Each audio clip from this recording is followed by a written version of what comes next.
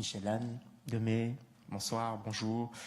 On peut encore dire bonjour, peut-être aujourd'hui, je sais pas, maintenant je ne sais pas trop. Jaco Van Normal, bonjour. Justine, bonjour. Justine Lequette, bonjour. Et Anne-Cécile Van Delem, bonjour. Et vous allez, vous, partir un peu plus tôt parce que il y a un petit peu de tristesse ce soir qui va encore se donner. C'est la dernière fois qu'on peut voir tristesse d'ailleurs. C'est la dernière fois avant qu'on reprenne en 18. Donc c'est pas la toute dernière, c'est-à-dire c'est la dernière de l'année 17, on va dire. Ouais. Et puis on reprendra en 2018-2019. Et vous l'aviez donné hier déjà, ça s'est bien passé? Très bien, super. Ouais, on est vraiment content d'être de retour à Bruxelles, parce qu'on a tourné pas mal. On revient de Tchéquie, donc on a fait pas mal de pays où on sent, on est protégé aussi quelque part parce qu'on connaît personne, mais on sent, voilà, ça nous a fait aussi de revenir à Bruxelles comme ça, c'était à la maison, donc c'est chouette. Est-ce que vous avez été étonné du succès de votre pièce, même s'il est mérité, mais pas du tout. Pas du tout étonné? Pas du tout. Non, je sais ce que j'ai fait. Non, je rigole. Oui, on essaie toujours d'être. Oui. Enfin, étonné, je sais pas. En fait, je pense qu'on essaie tous de pas trop s'attendre à quoi que ce soit parce qu'on ne sait jamais exactement. Enfin, ça peut pas être un moteur, donc. Voilà, après, je pense qu'on était surtout très heureux tous de construire ce spectacle et ça a vraiment été une histoire, même si ça s'appelle Tristesse, c'était une histoire très heureuse en fait.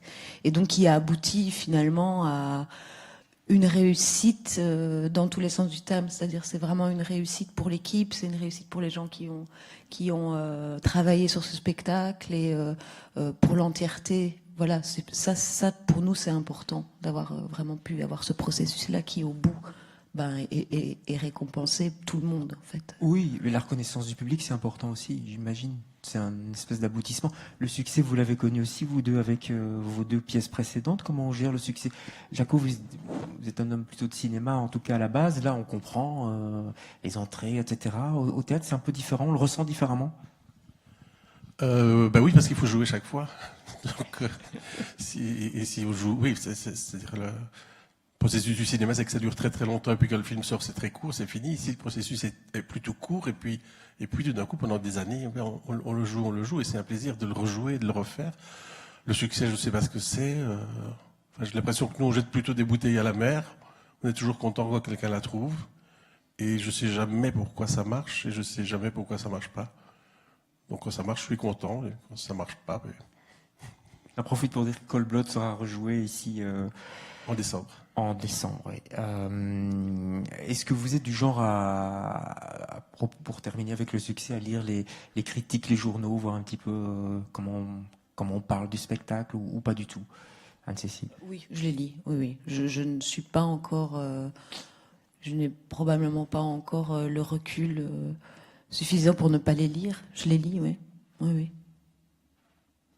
Justine Lequette, vous présentez un spectacle que vous avez écrit en écriture collective. Est-ce qu'on pense au public quand on écrit, quand on commence à monter, à imaginer un spectacle, ou tout ça vient bien après? Non, moi, je dirais que ça vient bien après, quand on est plutôt concentré sur l'acte de création même. Et après, la pensée du public, elle vient plutôt du fait que dans notre travail, on essaye de décloisonner le rapport scène-salle. Enfin, il y a quelque chose de ça qui essaye de s'opérer. Parce qu'on travaille sur une parole qui est dite vraiment... ce que j'aime développer, en tout cas, mon dada en ce moment, c'est de dire, voilà, c'est quoi...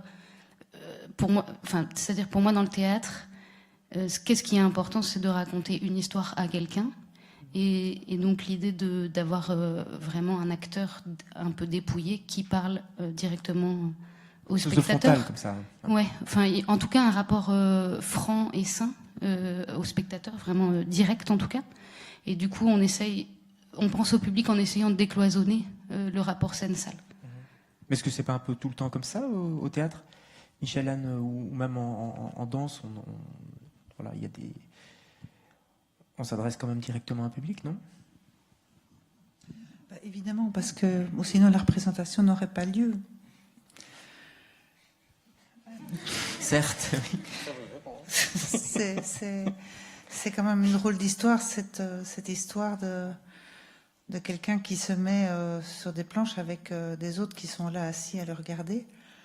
Et bon, on a inventé toutes sortes de choses pour changer cela, ou pour renforcer cela. Et puis, on y retourne toujours, donc il s'agit quand même toujours de cela.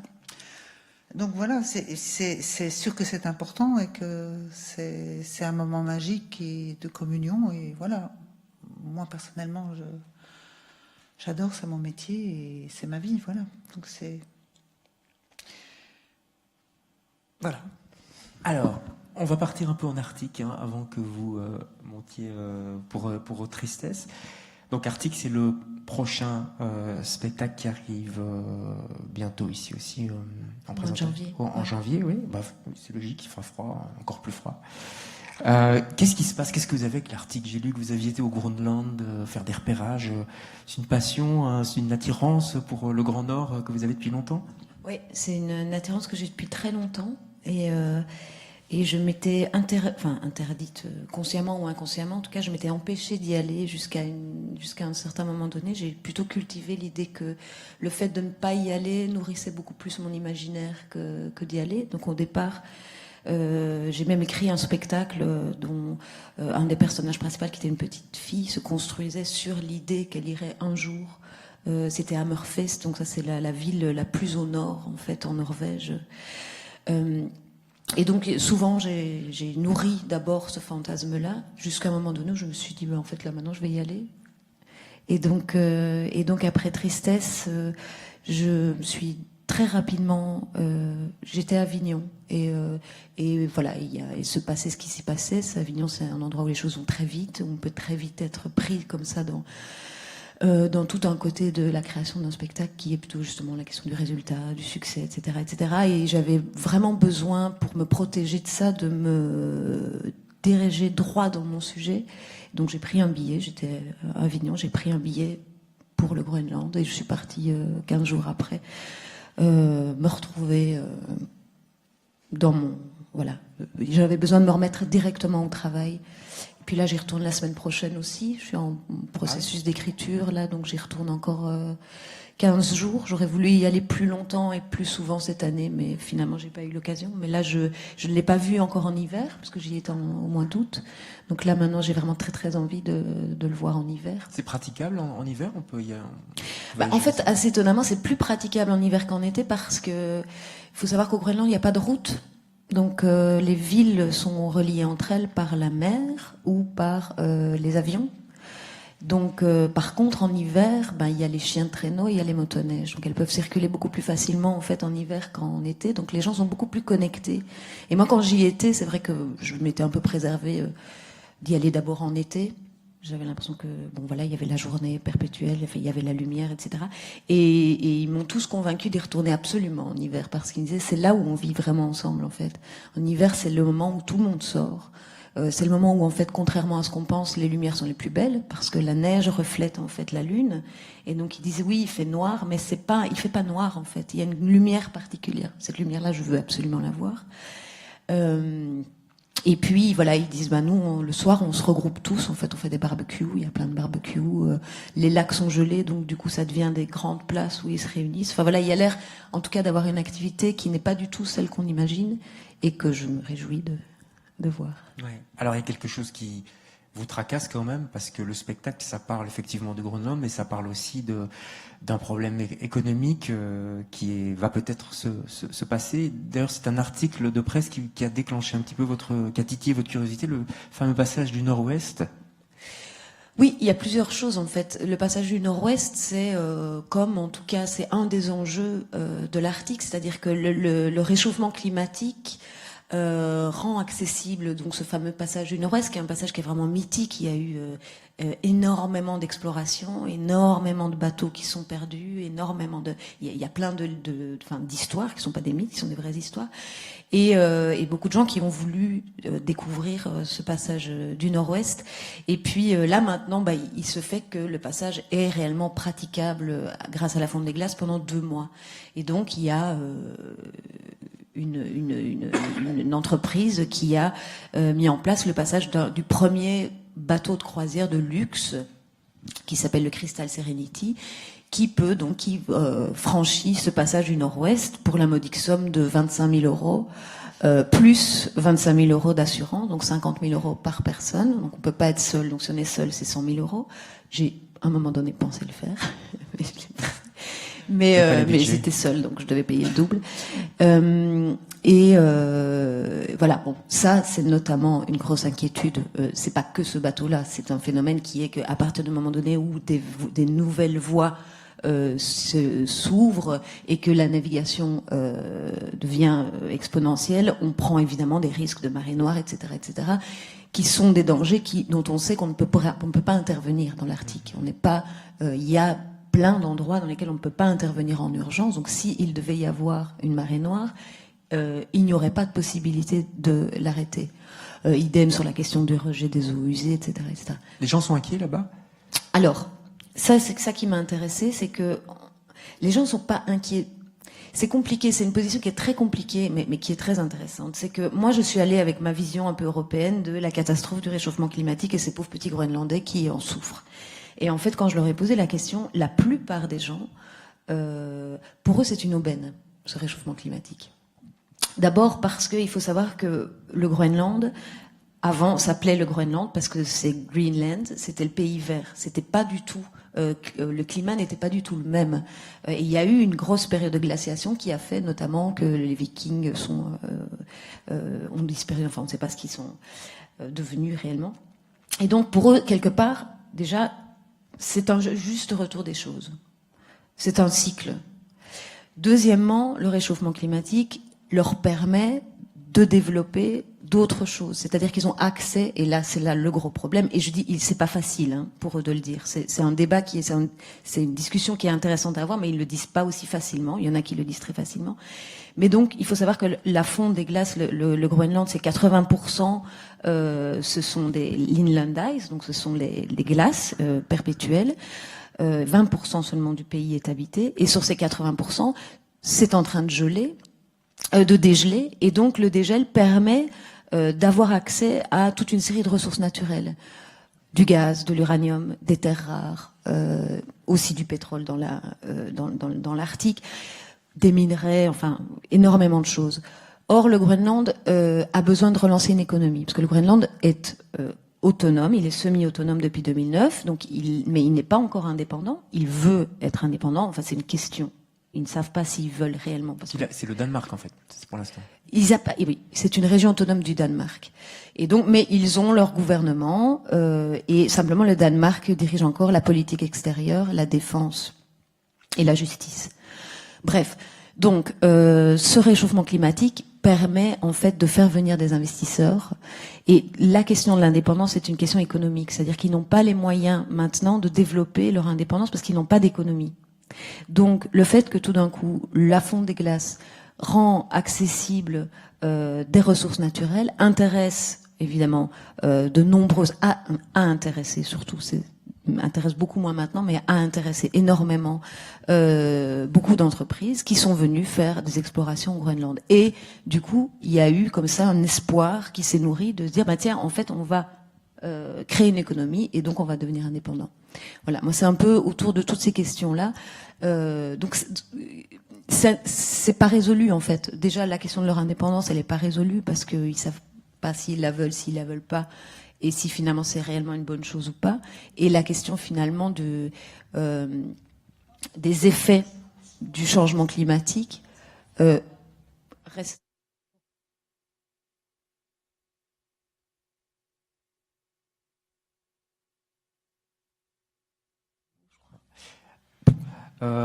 Alors, vous êtes dramaturge, on parle de théâtre, on est ici au Théâtre National. Jusque-là, on aurait pu en faire un documentaire. Vous en faites un spectacle, et en plus d'anticipation, en fait, et ça. Vous imaginez, je crois que la scénographie, c'est ça, la scène se passe sur ce fameux bateau. Oui. On est un peu dans le futur. On est dans le futur et on fait référence au passé.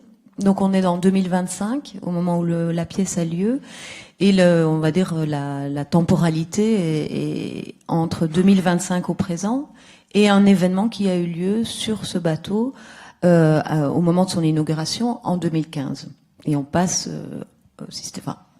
on passe systématiquement entre 2025 et 2015, c'est-à-dire 2015 maintenant, en fait, la situation du Groenland maintenant, avec toutes les questions que ça pose, et puis mon extrapolation sur 2025. Et on se rend compte, parce que c'est un thriller, j'ai lu que c'était un thriller, on se rend compte que ces gens, en fait, sont menacés, ou en tout cas visés par, point d'interrogation, on ne sait pas trop qui. Voilà, j'imagine qu'en 2025, le Groenland pourra possiblement contrôler son territoire, et donc contrôler qui y entre et qui y sort, et pourra possiblement avoir ce développement économique et ces extractions, ces forages vont rapporter et vont créer une économie qui va faire que en 2025, j'imagine qu'il va y avoir peut-être un flux migratoire vers le Groenland, où les gens vont essayer en fait de rejoindre le Groenland.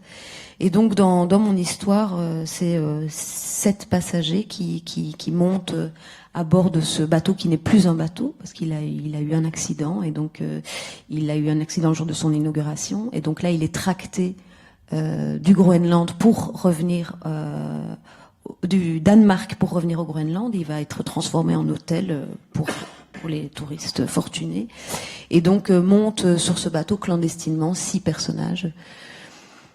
Ben oui, je me disais que je le racontais pas, mais maintenant je crois que tout le monde le sait, donc voilà, ils vont, au bout d'un moment donné, ils vont se rendre compte que le bateau qui les tracte, ne les tracte plus. Et ces gens se retrouvent complètement isolés. Votre scénographie, vous l'avez imaginée comment? On va pas tout dévoiler, parce que tout ça est encore en progrès. C'est le bateau. On est à l'intérieur du bateau. On est dans la salle principale, la salle de réception, la salle, le restaurant, salle de bal. Et puis, ça, c'est l'espace visible du public. Et puis on a accès en fait à l'entièreté du navire de croisière grâce aux caméras. Donc là on est un peu dans le même principe que Tristesse, c'est-à-dire que les caméras vont suggérer en fait toutes les entrailles du bateau, qui sont aussi tout le passé en fait, tout leur passé. Et on travaille sur une dynamique un peu labyrinthique dans ce bateau. Voilà. Vous avez 6 acteurs. Enfin, j'ai vu qu'il y avait Véronique Dumont déjà qui était. Ah oui, on a tout le monde là. On commence les répétitions le mois prochain. Ah oui, d'accord. Oui, j'ai dû lire un vieux papier. On peut peut-être citer la distribution. Oui, il y a donc effectivement Véronique Dumont qui va jouer la première ministre, l'ancienne première ministre du Groenland. Philippe Grand-Henri. Je vais pas dire tous les rôles parce que ça va peut-être changer. Jean-Benoît Hugeux, donc qui était dans Tristesse aussi. Zoé Kovacs qui est aussi maintenant en alternance dans Tristesse. Epona, pour ceux qui ont vu Tristesse, c'est la plus grande des 2 jeunes filles qui sera à son 5e spectacle avec moi maintenant. Donc voilà, elle est là aussi. Zoé Véro, Mélanie Zucconi. Voilà, et Guy Dermule. Ça, c'est pour les acteurs. Et puis, ça je dis pas. Et après, il y a un groupe de musique aussi. Donc, il y a l'ancien groupe qui jouait sur le bateau à l'époque de l'inauguration. Donc, il y a 3 musiciens en plus. D'accord, ça donne vraiment envie de voir ce spectacle. On va vous laisser travailler d'ailleurs. Il y a quelque chose qui vous réunit tous, c'est la caméra. Vous avez parlé de caméra. Je ne sais pas si chez vous, Jaco et Michel-Anne, le prochain spectacle qu'on pourra voir très bientôt d'ailleurs à Mort, est-ce qu'il y a aussi des caméras qui sont là, ou visibles ou invisibles, parce que vous aimez bien les montrer, vous, hein? Contrairement aux autres spectacles, c'est plutôt un spectacle qui se regarde avec les yeux directement. Mais il y a 2 caméras, mais qui sont fixes, et qui permettent de faire de la polyphonie, en fait, de faire plusieurs voix dansées. C'est un choix voilà, c'est une rupture avec les 2 spectacles précédents? C'est un autre genre, c'est un spectacle de danse, donc c'est très très différent. Et on avait envie de faire quelque chose qui se regarde, voilà, où on regarde le corps qui danse avec les yeux sans passer par une caméra. Parfois, l'image vidéo fait d'autres voix, effectivement, des loops. Et puis c'est pas un spectacle avec le collectif Kiss and Cry, donc c'est un spectacle à nous 2, donc à ce niveau-là c'est très différent aussi, parce qu'on est pas. C'est le collectif, Oui, il y a des gens du collectif qui sont avec nous, mais bon voilà, c'est pas toute l'aventure du collectif, quoi. C'est pas comme Cold Blood et Kiss and Cry. Alors, histoire personnelle, on n'est pas au Groenland, on est à Toronto, c'est sur la route, c'est un peu plus loin. Oui, mais il fait froid aussi. Il fait froid aussi, oui. Parfois. Il faisait froid. Parfois. Qu'est-ce qui s'est passé? Tout part d'un événement, en fait, que vous avez vécu personnellement? Oui, en fait, ce seul en scène part d'abord par l'envie de faire un seul en scène, le besoin dans cette année 2017 où en fait on est en transition comme tout le monde en fait, puisque la décision de la ministre était telle de remettre les cartes sur la table, mais quand on sort d'une institution, qu'on n'a pas de contrat programme, qu'on n'a plus d'avenant, ben on est vraiment dans un moment de transition très transitionnel. Et voilà, donc il y avait une envie et un désir de prendre la scène seule et de faire un seul en scène. Voilà. Donc un jour j'étais là, je dis bon voilà, Jaco, tiens, est-ce que tu veux pas me mettre en scène? Ça me semblait assez juste, c'était impulsif de lui demander tiens, on ferait pas un spectacle à deux dans ce moment-là. Je suis sur scène, tu mets en scène et voilà. C'est une première, ça. Et alors, bon, il m'a dit ah oui, quelle bonne idée, voilà, on n'a plus parlé pendant 15 jours, puis après on a commencé à réfléchir.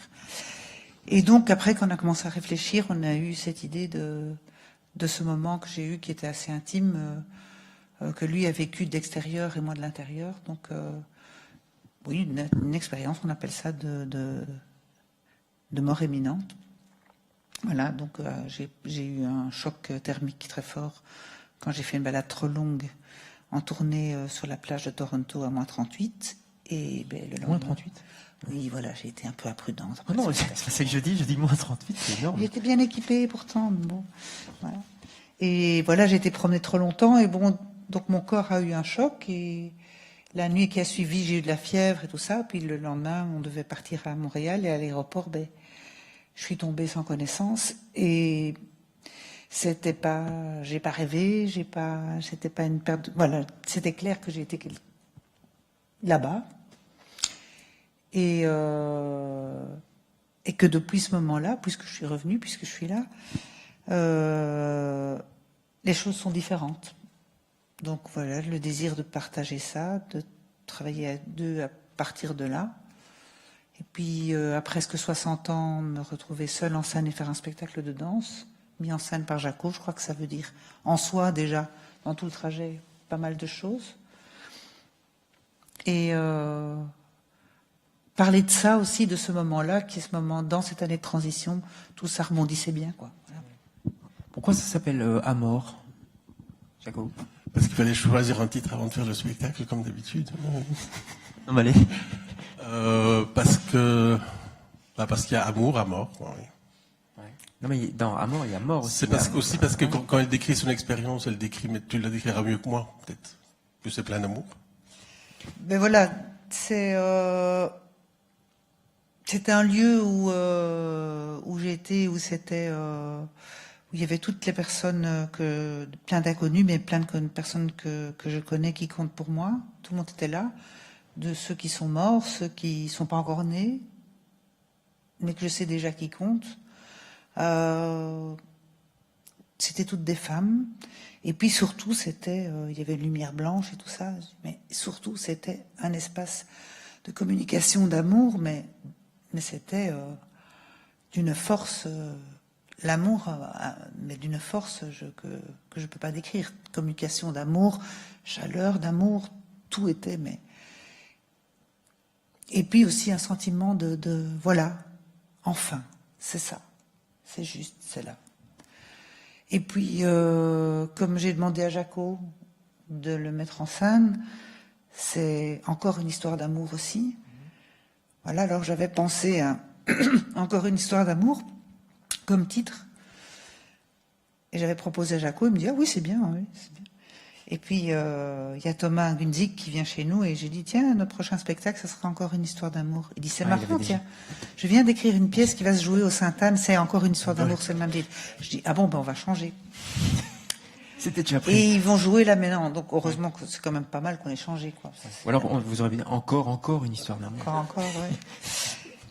Et voilà, donc, amor en latin, voilà. Puis comme il y a le jeu de mots avec la mort. Et C'est difficile de mettre en scène sa compagne, en plus sur une histoire très intime, Jaco? Difficile de travailler avec la personne avec qui on vit, oui, toujours. Mais à la fois, c'est très intéressant parce que je dois travailler avec la personne qu'on aime, c'est un peu comme voir la face cachée de la Lune. Tout d'un coup, je découvre chez elle des tas de choses que je ne savais pas. Et en travaillant ensemble, c'est très intéressant. Travailler sur ce sujet-là, moi j'ai plus de distance vu que moi j'étais à l'extérieur, j'étais dans l'ambulance, j'ai pas voyagé, j'ai pas vu tout ça. Personne ne sait s'il y aura quelque chose, tu vois, s'il y a quelque chose ou pas, si c'est un théâtre que fait l'esprit, que fait le cerveau, voilà. Donc moi, mon point de vue à moi est plutôt plus extérieur. J'ai pas mal lu des expériences. On a rencontré un neurologue, Stephen Lorace, qui travaille à Liège et qui lui-même a étudié pas mal de cas de near-death experience, d'expérience imminente, qui lui-même s'est mis dans une centrifugeuse pour tomber dans les pommes, qui s'est injecté des produits, qui connaît quelqu'un d'autre qui lui est arrivé à un autre neurologue à Louvain qui, en cherchant à soigner les acouphènes avec des électrodes, a fait sentir à la personne qui soignait, elle est rentrée en décorporation, c'est-à-dire elle est sortie de son propre corps, c'est vu, et puis elle est rentrée à répétition, chaque fois en plaçant les grappes. Donc c'est à la fois le grand théâtre que le cerveau peut produire au moment d'une mort imminente, parce qu'il est, même quand le corps bat plus, il est beaucoup plus actif en fait. Enfin, il y a des parties qui sont beaucoup plus inactives et d'autres parties beaucoup plus actives. Ce que je lisais aussi dans les différents témoignages, c'est que c'est comme si le cerveau faisait un théâtre avec la culture. Ceux qui croient en Dieu voient Dieu, ceux qui croient dans les extraterrestres partent avec les extraterrestres, mais tous voient des choses comme une grande lumière blanche, beaucoup d'amour, et des choses qu'on peut observer aussi chez des moines tibétains en méditation, où effectivement il y a des parties du cerveau qui sont de moins en moins actives, et puis d'autres parties qui sont hyper actives. Et ça c'est assez fascinant. Comme déjà vivre, c'est déjà c'est déjà le grand théâtre de ce que les yeux, les oreilles nous renvoient, et comment nous on appelle ça le réel, alors que notre chien sent quelqu'un à 110 mètres que la feuille de l'acacia transmet des informations dont on n'a pas connaissance. Nous, on n'est pas dans ce réel-là, on est dans ce qu'on appelle le réel, c'est le grand théâtre de ce qu'on croit de la recomposition du cerveau. Et ici, c'est un autre grand théâtre d'une conscience différente, le moment d'une conscience différente. Et alors après ça, est-ce que tout ça existe? Est-ce que tout ça n'existe pas? C'est comme se demander si Dieu existe ou si Dieu n'existe pas. Il n'y a personne n'a de réponse. Et le doute est très intéressant, en plus. Et le spectacle joue un peu sur ce doute possible ou pas? À Michel-Anne. Bon boulot, hein. Tout à l'heure. Oui. À tantôt. Et le spectacle joue, oui, il y a des petites il y a des petites capsules scientifiques au début, et puis après c'est sur la sensation, c'est-à-dire c'est un travail sur une narration qui est complètement différente en tout cas de ce que moi j'ai fait jusqu'ici, vu que c'est essentiellement de la danse. C'est plutôt des contrastes de rythme, de sensations, d'émotions. Comment on met en scène de la danse quand on n'est pas chorégraphe? Ah ben là, je me demande. Non, la chorégraphie, c'est Michel-Anne qui l'a fait. Ouais. Moi, je fais Donc la nuance, alors, donc les déplacements, etc. C'est vous, Michel-Anne, et Jaco met tout ça en scène. Mais c'est-à-dire comment vous répartissez le travail? On a, avec le collectif Kiss and Cry Cold-Blood, on a quand même un peu d'avance d'avoir un peu travaillé ensemble. On a procédé un peu de la même manière, ce qui est une manière assez classique en chorégraphie. C'est-à-dire qu'on met dans par rapport à des thèmes, par rapport à de la recherche pure, par rapport à plein de choses, on met plein de scènes ou plein d'impro ou plein de recherches, ou même parfois des moments d'écriture comme ça, sur la table pendant plusieurs mois. Et Jaco, puisqu'il tient à ce moment-là le rôle du metteur en scène, il a la responsabilité de faire son spectacle dans sa tête et de le construire, de trouver la structure, le rythmer, de répandre. Et donc moi ça là-dessus je lui fais confiance puisque je me mets à son service et à l'intérieur des scènes d'écriture du mouvement, quand il y a l'écriture du langage des signes, des liaisons, de comment on retransmet une chose, ben c'est moi qui le prends en charge. Donc là c'est un dialogue parce que parfois il intervient aussi à me diriger dans la danse, puisque c'est voilà, moi j'ai 58 ans, j'ai presque 60 ans, 58 ans et demi, voilà. C'est pas, je danse plus du tout de la même manière que quand j'en avais 20. Non, oui. Et ben bien sûr, c'est aussi cette chose-là que on exploite. C'est plus l'interprète. Mais comme je danse, ben moi je ne sais rien faire d'autre que danser, donc je chanterai, je danserai encore, parce que c'est comme ça que je l'envisage. Donc pour finir, il dirige de la danse. Il n'y a pas de texte dans ce spectacle? Il y a très peu de texte en langage des signes, donc des mots dansés. Vu que là-bas, il n'y a pas de mots, quoi, disait-elle. Et le travail, en fait, on a travaillé un peu comme on a fait pour Kiss and Cry et Cold Blood, c'est-à-dire essayer de faire des choix les plus tard possibles, essayer d'explorer, d'aller dans tous les sens, de ne pas prendre de décisions et de postposer les décisions à plus tard. Donc tout ce long processus qu'on appelle pédaler dans la choucroute, tu vois, qui est très très important, et qui, moi quand j'étais jeune, ça m'angoissait de pédaler dans la choucroute, et la seule chose que là j'apporte, c'est que on devient habitué de pédaler dans la choucroute, et que après il se passe quelque chose. Quand on a longtemps pédalé dans la choucroute, il y a quelque chose qui arrive de très intéressant et d'imprévu, qu'on ne se disait pas que ça pouvait être ça, quoi. Simplement, le fait de ne pas prendre de décision avant de faire, en fait. Le fait de ne pas savoir ce qu'on va faire avant de le faire. Et donc, à un moment donné, les choses apparaissent, et ici, de nouveau, sont apparues un peu toutes seules. Des structures sont apparues un peu toutes seules. Sur quoi vous discutiez, parce que c'est quelque chose de tellement intime, on a l'impression qu'il n'y a pas plus intime, en fait, tellement personnel, tellement profond. Est-ce que vous mettiez des barrières, par exemple, en disant non, ça, on va quand même pas aller trop loin?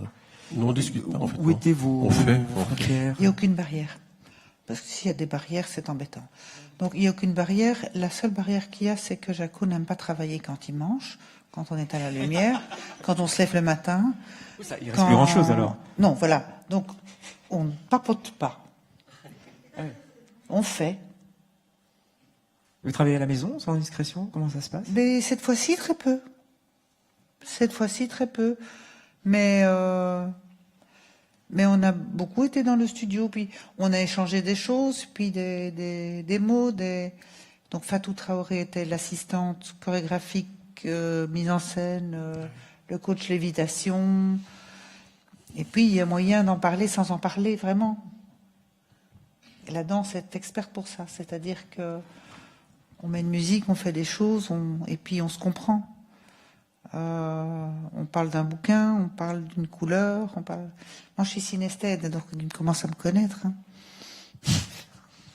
Donc, voilà, parler de la chute. Ben, il faut essayer de chuter et puis voir et puis éclairer, et puis voir. Voilà, c'est peut-être pas trop parler, c'est peut-être faire, c'est peut-être chercher, c'est peut-être. Tiens, fais un peu ça. On a collecté des objets, puis du coup on les a enlevés, et du coup il y a des choses qui sont venues. Et puis il y a nos passés, nos souvenirs, parce que c'est aussi un spectacle sur cet endroit où j'ai été. C'est aussi un spectacle évidemment sur le fait d'être en vie, sur le fait d'être revenu, sur les âges. Donc sur ce qui compte, sur l'intime, sur l'espace intérieur. La scénographie est aussi ouverte sur ce qui est dehors, sur l'espace intérieur, sur la perte de conscience, puisque je suis tombée en perte de conscience et qui est de l'hyperconscience, mais tout ça c'est de la danse aussi, donc ça parle sans les mots.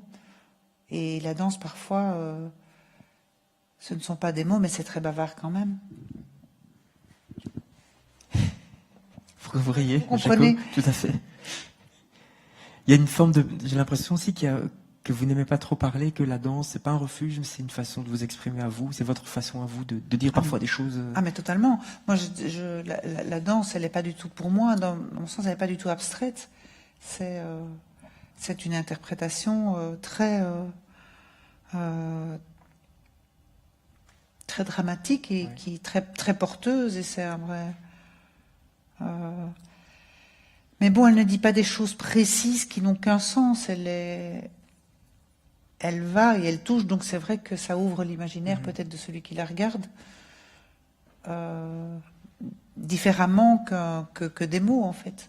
Et c'est étrange parce que vous avez demandé quels sont les textes le seul texte qu'il y a dans ce spectacle, c'est moi qui l'ai écrit, et je le dis en langage des signes, et bon, c'est pas de la littérature, c'est des mots qui veulent rien dire, qui ne veulent dire que des sensations. C'est du texte quand même. Oui, c'est du texte. Oui, mais ça veut dire tout. Mais voilà, c'est pas. Bien sûr, c'est des mots, donc ça veut dire quelque chose, mais ça résonne, ça a un sens multiple, quoi. Vous venez de danser là un peu. Un peu. La musique, il y a des musiques, j'imagine, qui accompagnent la danse, forcément. Ben oui, c'est essentiellement du baroque. C'est des morceaux qu'on a glanés petit à petit, qui sont arrivés. Voilà, et on ne sait pas pourquoi. On ne sait pas pourquoi. On est parti de 2-3 morceaux. Il y a When I'm Late, évidemment. La complainte de Didon, Didon est né de Purcell. Et c'est pas une citation à Café Muller. Qui est effectivement Remember Me, Remember Me, qui a un sens, et puis les autres, c'est... Du coup, il y a d'autres baroques qui sont arrivés, qui sont moins connus, von Westhoff, Biber, des contemporains de Bach, mais dont on connaît beaucoup moins la musique, et qu'on a découvert en cherchant, quoi. Michel Anne a dit que ça l'avait changé, forcément. On le serait à moins, quoi, qu'il y a un avant et un après. Vous, ça vous a changé aussi, ce qui est arrivé à Michel? Là, je peux pas répondre. Pour moi, ça, évidemment, moi, j'ai pas vu les trucs blancs et tout ça. Moi, c'est beaucoup plus anxiogène. Donc, il y a des moments qui sont dans le spectacle beaucoup plus anxiogènes, et ça, je pense que involontairement, ça vient de moi. Est-ce que ça m'a changé? Ça m'a changé en la voyant changer, en tout cas. Oui. Et vous avez eu peur aussi, donc par rapport à cette peur Mais qu'est-ce que vous croyez? Oui, ça fout la trouille. Oui, ça fout la trouille. Ouais. Ça fout la trouille. Et Moi, j'ai pas eu peur. Ben non, oui, c'est ça. Oui.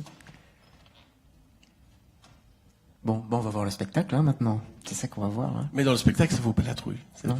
Non. Il y a juste une petite ambulance qui passe, mais c'est juste évoqué, quoi. Oui. D'accord. Ça s'est travaillé dans le studio, donc ça c'est un peu une première ici pour cette saison mise en place par Fabrice Murgia. C'est une sorte de laboratoire. Vous vous sentez bien dans cet endroit? C'est une bonne idée de. C'est magique de pouvoir travailler dans l'endroit où tu vas jouer. En plus d'avoir les équipes qui sont ici, qui sont hyper compétentes. Avec les équipes du national. Oui, tout à fait. On veut essayer quelque chose. Il y a toujours quelqu'un qui a la tête, les bras pour nous aider. Enfin, et ils ont aussi fait les décors,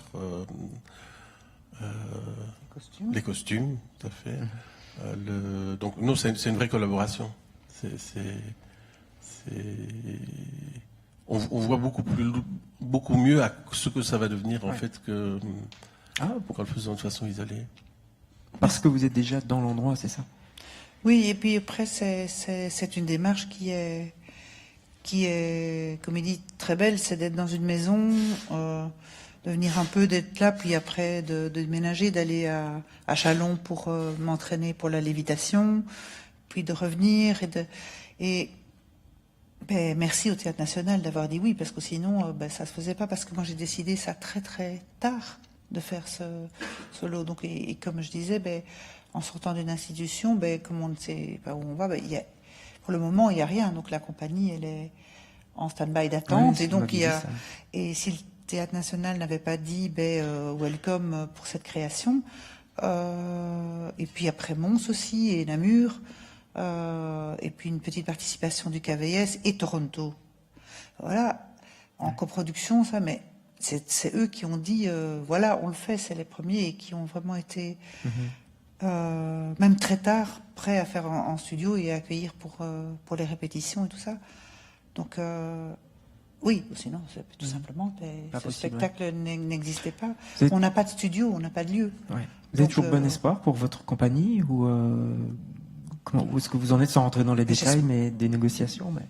J'espère, mais je suis comme tout le monde, je ne sais rien. Et on a... Voilà. Il n'y a pas de négociation. Donc, comment il n'y a pas de négociation? Comme tout le monde, en janvier l'année passée, on a rempli des cases sur une demande par rapport à cette espèce de truc en ligne comme ça, qui n'est pas vraiment un projet, mais et puis depuis, on n'a pas eu vraiment d'interlocuteur qui expliquait le projet. Donc voilà, j'espère que on va être aidé et qu'on va être soutenu par notre communauté, mais comme tout le monde, on ne sait pas. Donc, et puis quand on voit la politique et ce qui se passe en communauté française et en Belgique, en global, aujourd'hui, on peut avoir des grands points d'interrogation vis-à-vis de la culture, mais pas rien que vis-à-vis de la culture. Et bon, la culture ne tue personne, même si ça fait vivre beaucoup de monde, ça ne tue personne.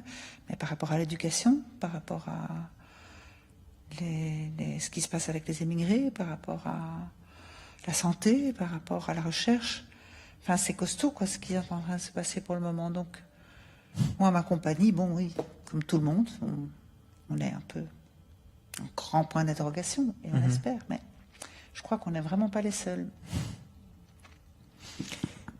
Alors, Justine, vous attendez patiemment depuis tout à l'heure.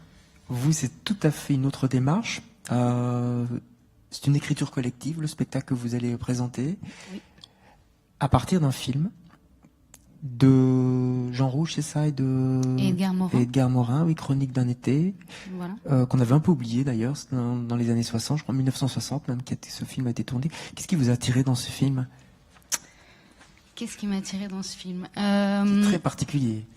Ouais.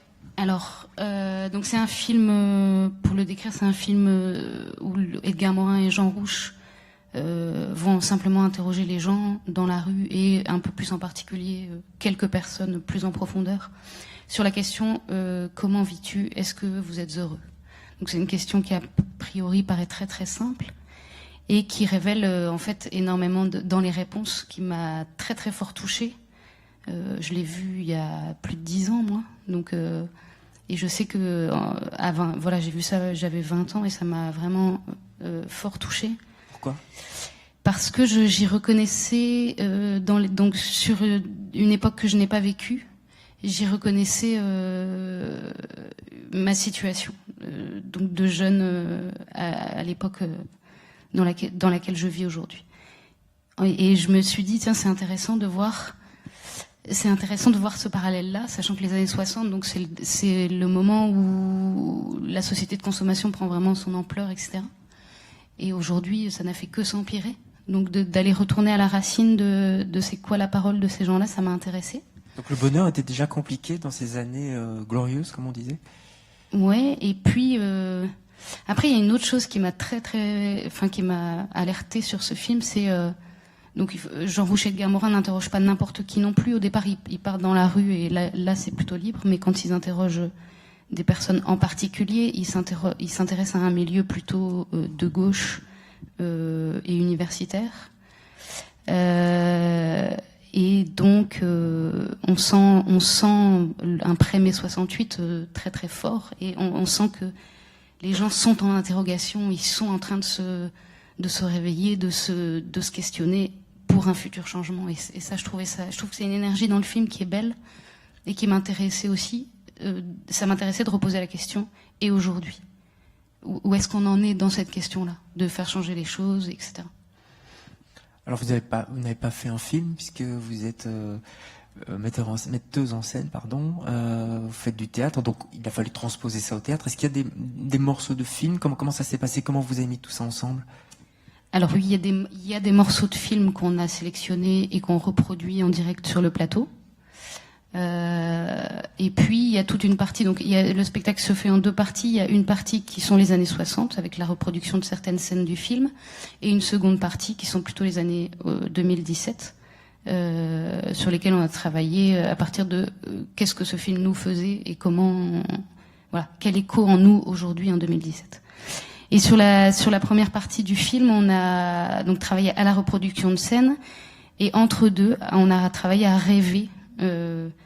Qu'est-ce qui s'est passé dans cette expérience collective particulière de ce film-là. Parce que ce qui m'a intéressé aussi très fort, c'est la démarche de Rouchet-Morin, qui est une démarche artistique, mais aussi politique. Je trouve que dans l'acte de faire ce film, il y a quelque chose de profondément politique, qui est de vraiment réunir des gens, de discuter, de se contredire, de ne pas savoir vers où ils vont, et une culture du doute, qui est belle, quoi, et qui part sur d'un principe très simple qui est Edgar Morin donc a développé le principe de la combibindalité. De la quoi? De la combibindalité. C'est un mot qu'il a inventé pour décrire le fait de boire ensemble. Et le postulat de son film, il s'est dit bon bah voilà, si on met du vin, beaucoup de vin, et qu'on leur donne bien à manger, les gens qu'on interroge, on est sûr qu'il se passera quelque chose. Bah, c'est vrai en plus. Oui. Et il se passe quelque chose. Voilà. On devrait faire ça aujourd'hui. Ce serait étonnant, vraiment. Parce que, en plus, aujourd'hui, vous parlez du doute, ça c'est important, c'est quelque chose qu'on ne cultive plus. Cultiver le doute, c'est très beau, en fait. Même, ça paraît fondamental. Aujourd'hui, on a l'impression qu'on est un petit peu sûr de soi, comme ça. Dans une société où il faut tout comprendre tout de suite. Oui, et ça, c'est quelque chose. Bon, peut-être que ça vient du fait que j'ai du mal à être sûre de moi, donc je me mets ça comme. Voilà, ça me rassure de me dire je cultive le doute, comme ça c'est facile. Mais c'est aussi quelque chose qu'on essaye de mettre en pratique justement dans la manière de travailler en collectif. C'est-à-dire que j'ai pas envie d'avoir une posture de metteur en scène qui vient dire je veux ça, je veux ça, je veux ça. Mais j'attends de mes comédiens, donc je leur en demande beaucoup aussi parce qu'ils ont une part ils sont vraiment acteurs-créateurs, ils sont très très investis dans le projet. Sur la dramaturgie, voilà, moi je suis venue avec un sujet en essayant qu'ils me renvoient qu'est-ce que ça leur fait à eux ce sujet et qui créent à partir de là. Et du coup, eux me renvoient du doute tout le temps. C'est-à-dire que on est tout le temps, voilà, on a des conflits, ils mettent en doute ma parole, et je trouve ça intéressant. L'écriture s'est faite avec les comédiens ? L'écriture s'est faite vraiment avec les comédiens. Donc il y a des choses avec lesquelles je viens et qui marchent tout de suite, c'est-à-dire rien. Il y a quelques trucs. Non, c'est pas vrai. Non, mais ça ne marche jamais tout de suite. Donc. Non, il y a quelques trucs avec lesquels je suis venue en disant ça, je suis sûre que je veux faire. Mais il y a aussi on travaille de manière très très différente sur plein de. On n'a pas un système. J'ai l'impression que déjà au fur et à mesure des étapes, le travail avec eux s'est fait différemment. Donc il y a des fois où je leur demande une impro et puis quelque chose vient et alors on garde ça.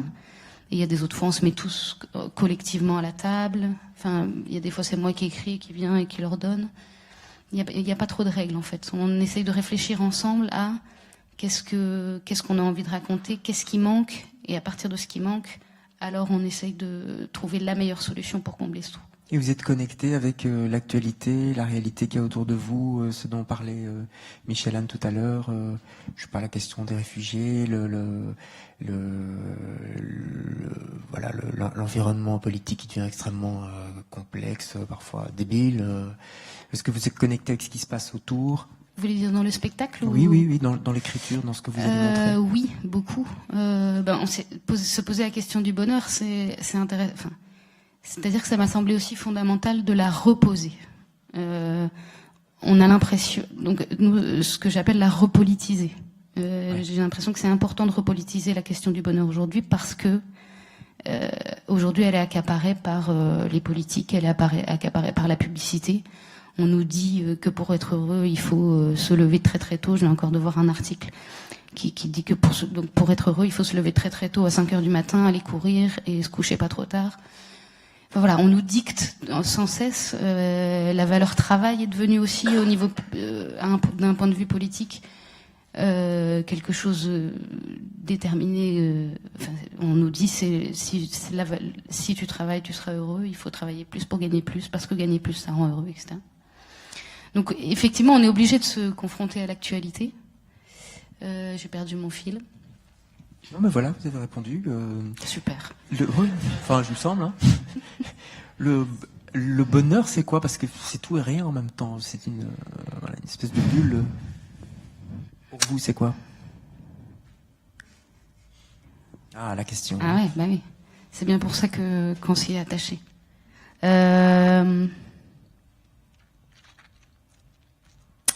Pour moi, reposer en tout cas la question du bonheur, c'est reposer la question d'une certaine structure sociale. C'est-à-dire, en posant cette question-là, alors, si on la pose de manière collective et non plus individuelle, comme c'est le cas aujourd'hui, donc parce que bonheur égale développement personnel aussi aujourd'hui, très très fort. Si on la pose de manière collective, alors demander à quelqu'un est-ce que tu es heureux, c'est toucher à ses conditions de vie, c'est toucher à son travail, à l'intime, etc. Mais du coup, ça touche la valeur de la famille, ça touche la valeur du travail, donc ça touche tout le système social. Et c'est en ça que ça nous paraît intéressant de se poser la question autrement. Ouais, et le collectif, c'est ce qu'on essaye tout le temps de casser, effectivement, en ce moment, quoi. Ouais. Non? Oui. C'est quoi le bonheur pour vous, Michel-Anne? Oh,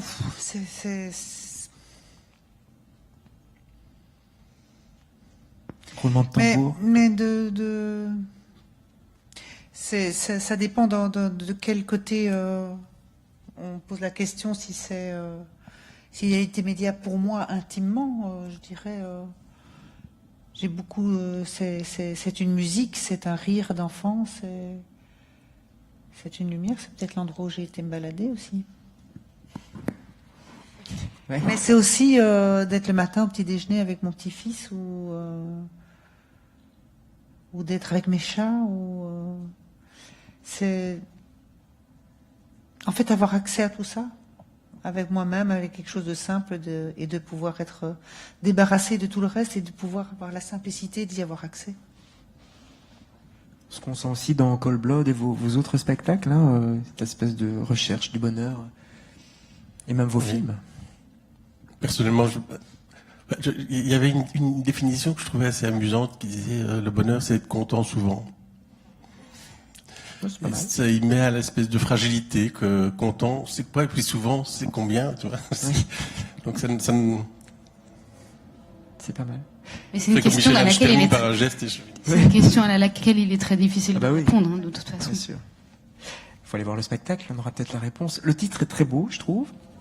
Il vient de vous, puisque vous travaillez en collectif, donc je vais le dire, c'est J'abandonne une partie de moi que j'adapte. C'est ça. Et non, ça vient du film de Jean Rocher de Guermorin. D'accord. C'est justement, c'est une des personnes interrogées qui parle de son rapport au travail et à sa vie intime. Et il explique que quand il est au travail, il abandonne une partie de lui qu'il est obligé d'adapter.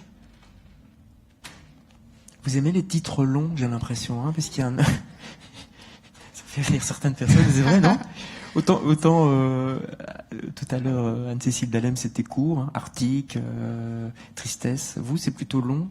C'est important, le titre d'un spectacle? On y réfléchit longtemps à l'avance, on sous-pèse. Je crois que ce que j'aime bien dans ce titre, c'est sa valeur poétique et que la longueur aussi. Enfin, après, la poésie peut émerger aussi d'un mot, mais en tout cas, c'est vrai que vous dites ça par rapport à la lecture qu'on va faire ici au Théâtre National. Voilà, dites le titre, je le retrouve plus, c'est Jadis. Qui s'appelle Jadis, l'avenir n'était-il pas un continent? Voilà. Très beau ouais. aussi. Très beau. Pourquoi des titres longs? Je sais pas, le titre s'est imposé en fait. Il n'y a pas eu de. Oui, mais, On n'a pas ça, réfléchi. il tombe Ça nous paraissait le cœur du film. C'est-à-dire, cette phrase nous paraissait vraiment être le cœur de ce que j'avais envie de raconter et le cœur du film. Là, vous parlez de l'autre, hein, de J'abandonne. J'abandonne Ouais. une partie de moi que j'adapte. Et alors sur l'autre, justement. Donc, Et sur l'autre, c'est une phrase qui vient de Peter Handke, qui est tirée de. C'est quoi? Il y a quelqu'un dans la salle qui sait. Quelqu'un des Midis de la Poésie, c'est peut-être ici, non? Voyage au pays sonore de Peter Handke. Donc c'était un texte de Peter Handke qui bon, alors pour le coup très très poétique, mais l'idée des Midis de la poésie, c'était de travailler sur les matières qui nous ont fait générer le spectacle. Donc dans le spectacle notamment, il y a une bibliothèque qui contient tous les livres avec lesquels on a travaillé pour écrire. Et on a eu envie de proposer une lecture à partir des textes qu'on n'a pas pu utiliser ou qui nous ont nourris, mais de manière lointaine ou proche. Et ce texte, le texte d'Handke, fait partie de ces matières, en tout cas, qui nous ont inspirés. Avec un live sonore Oui. de musique, c'est ça? Vous pouvez expliquer un peu? C'est pas encore créé, donc... L'idée, c'est que donc on a un des comédiens qui est DJ, et l'idée, c'est de vraiment travailler sur des sons aussi autour de la question du travail, qui accompagne les textes, voilà, de faire une lecture avec des sensations, travailler sur la sensation. On est vraiment curieux de voir tout ça. On est curieux de voir Amor aussi très vite. Là, ça va commencer très rapidement. Vous êtes prêts? Vous vous sentez prêts? Ouais. Vous passez des nuits... Non, vous passez des nuits blanches Non. Non, mais on a arrêté on a fait une générale le 12 septembre. Ouais. Comment ça s'est passé? Super. Moi, je suis sur scène, alors ça va, moi, je sais rien. Je fais. Mais voilà, donc ça s'est bien passé, oui. Et puis, on était au Japon, on est revenu, on était dans un typhon. Ah et bon? donc, on attend, donc maintenant, voilà, je vais remonter sur le plateau, faire l'exercice et tout, et puis on va remonter tout le décor et tout ça. Donc, ce moment est un peu long. Oui. Faites attention, maintenant vous allez mettre un manteau quand vous allez vous promener au Canada. Oui, et Toronto, ils ont dit qu'ils étaient coproducteurs, donc on y retourne, on va... Ouais. En été. Non. En été. Non. Fin novembre, début décembre. Un bon gros manteau, hein. Il y aura Mais Amor. Et un damar. Mais non, moi j'étais bien équipée, je vous jure. Oui, bottes de neige et tout. Mais trop long. 2 heures à moins 38, Ouais. c'est trop long, c'est idiot, stupide et tout ce Vous allez devoir vous taper Amor 2 dans quelques années. Ouais. Enfin, en même temps, ça fait un spectacle. Voilà, merci en tout cas de vous être livrés avec autant de sincérité. Merci. Tous les Merci. 3, tous les 4. Est-ce que vous avez des questions dans la salle? C'est le moment, peut-être? On peut faire passer un micro. Daphné est là. Question à Michel-Anne, à Jaco. Voilà, monsieur en blanc devant. Allez-y. Oui, c'est une question pour Michelin. Je ne sais pas si ça va être expliqué ou on pourra recevoir une vision plus claire pendant le spectacle. Mais vous aviez dit que pour vous, votre vie était d'une façon avant et après, il y a eu des changements. Est-ce que vous pourriez parler un peu de ce qui a changé? Je suis toujours la même personne, hein, ça c'est clair, et c'est énorme et c'est très peu. Je dirais que le principal, c'est le rapport à la peur. Je m'en suis rendu compte quand je suis près de ma maman qui a Alzheimer et qui a 2-3 fois manqué mourir. J'ai beaucoup plus de sérénité à accepter et à voir quand elle est démente et quand elle part comme ça, ou à la perte d'un ami, et je me rends compte que mon rapport en fait à la mort, je ne suis pas morte puisque je suis là, donc je sais pas ce que c'est la mort, mais j'ai été dans un endroit qui est ce chemin vers la mort, et en fait j'ai une sérénité vis-à-vis de ça, et donc je peux pas vraiment dire, et ça a à voir avec la peur. Je ne peux pas dire que je n'ai plus peur de la mort, parce que c'est différent, mais j'ai une sérénité vis-à-vis de ça. Et j'ai une sérénité, et je me rends compte qu'en fait, le combat est le plus difficile et le plus plein, c'est la vie, en fait. C'est la vie, et c'est... Après, le reste, on ne sait pas, pour moi, hein, voilà. Et la force, c'est la vie, Et voilà. Et donc du coup, pour moi, c'est depuis ce moment-là, j'ai aussi un autre rapport aussi avec les conflits, les situations difficiles. Et j'ai plus envie d'être en guerre, j'ai plus envie d'être en conflit. Et j'ai envie je me rends compte que j'ai envie enfin, j'ai pas envie, je vis et je vois les choses vraiment dans un rapport amour en forme de résistance absolue, presque en position de vie.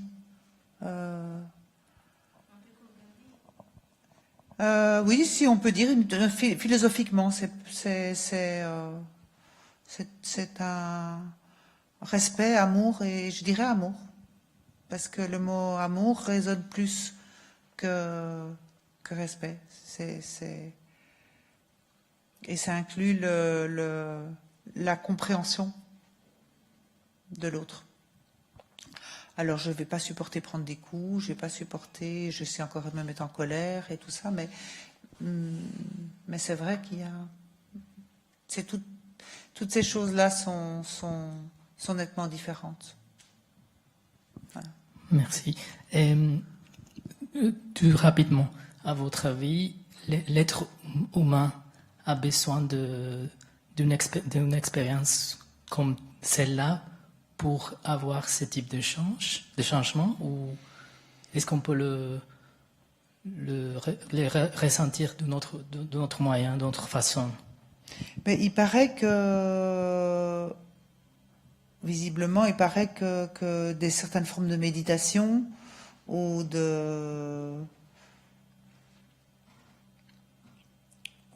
certains psychotropes ou des choses comme ça peuvent amener à aller se balader dans les mêmes endroits. Ça, c'est les études, c'est les scientifiques qui en parlent. Moi, j'en sais rien. Moi, je connais la mienne et je sais que là où j'ai été, c'était très fort et c'était cette histoire-là et c'était pour moi très réel. C'était presque plus réel. J'étais dans un endroit plus réel que quand je vous parle là maintenant. C'était vraiment très fort. C'est pas... Et maintenant, je crois que tout être humain ne doit pas avoir ça ou pas, et je crois que les personnes qui ont traversé peuvent témoigner. Et si on y va, bon, on y va, et chaque vie et chaque personne doit pouvoir avoir l'opportunité de s'ouvrir à s'arrêter, à sentir comme un tilleul, ça sent bon, et il y en a d'autres qui passent à côté, qui sentiront jamais comment un tilleul, ça sent bon. Merci. Merci, Michel-Anne. Une autre question peut-être? Toujours à Michel-Anne ou alors à Justine ou Jaco. Profitez-en, ils sont là. Ils ne sont pas là pour des heures et des heures. Non, c'est tout? Une fois, 2 fois. Allez, on va vous remercier infiniment d'être venu et bon spectacle à venir.